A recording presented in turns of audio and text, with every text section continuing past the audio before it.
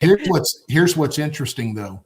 The Denis Mahony Gulls were a family that were put together along about the same time that the Genette piles were put together by Harry Genette's breeders. Now, Harry Genette lived in New York City, did not, and was part of the Boss Tweed gang back in the 20s.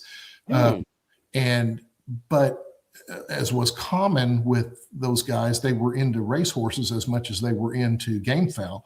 And so the horse people that Denis Mahony was also involved with were the same people that Harry Genette was involved with. So when Duffy got some of the family's fowl after Harry Genette left the country, one of them was the piles, the other was the Gulls. And to be honest with you, I think that he as a lot of people do, he favored the Gulls because they were a black-breasted red fowl.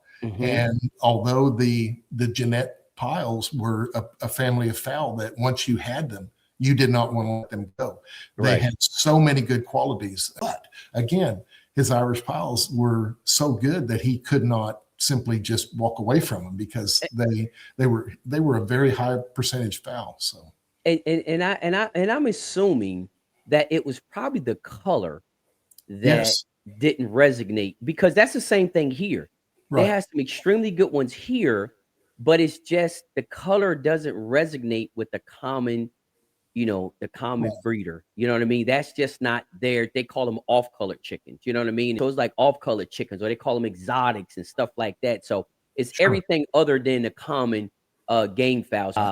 Being an off-color, I guess, made it harder for somebody to say, because they would make comments, you want to look out in their yard and see a whole bunch of off-colored chickens out in the yard. Here's what's interesting though.